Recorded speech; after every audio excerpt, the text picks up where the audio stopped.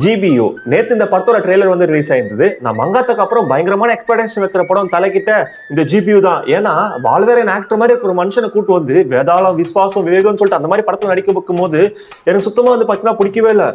என்ன மாதிரி லுக் என்ன மாதிரி ஸ்டைல் தெரியுமா, காதுல கடுக்கடு கையில கன்னு சொல்லிட்டு வேற மாதிரி இருக்காப்ல. அதுவும் பழைய படத்தோட ரெஃபரன்ஸ்லாம் வேற ஆட் பண்ணி வச்சிருக்காங்க. அமர்கலம், வரலாறு, தீனா, மங்காத்தா, இன்னும் வேற என்னெல்லாம் போகுதுன்னு தெரியல. இந்த ட்ரெய்லரை முழுசா பார்க்கும்போது படத்துல சம்பவமா இல்ல படமே சம்பவமா இருக்க போதான்னு வேற தெரியல. இந்த படத்துல அர்ஜுன் தாஸ் வேற வில்லனா போட்டிருக்காங்க. ஜிவி பிரகாஷ் தான் மியூசிக் டைரக்டர். இந்த மார்க் ஆண்டனி படத்துல பஞ்சு முட்டாய் சேலை கட்டி பாட்டு ஆட் பண்ணாம இதுல ₹1 சாங் படத்துல வேற பிஜிஎம் மட்டும் மாசா இருந்துச்சு. இன்னும் படமே வேற மாதிரி இருக்கும். இதுல மங்காத்தா, த்ரிஷா, அதுக்கப்புறம் சிம்ரனும் தலையா வந்து எந்த படத்துல நடிச்சாங்கன்னு சொல்லிட்டு பட்டுன்னு ஸ்ட்ரைக் அவுட் ஆகல. நீங்க ஏதாச்சும் இந்த கமெண்ட் செக்ஷன் வந்து சொல்லுங்க. தலை மட்டும் வில்லனா நடிச்சா எந்த ஹீரோனாலும் முன்னாடி வந்து நிக்க முடியாது. 10 கிலோ கறி வேணும் பாய். இருங்க பாய். மறக்காம சர்ப்ரைஸ் பண்ணுங்க. தேங்க்யூ.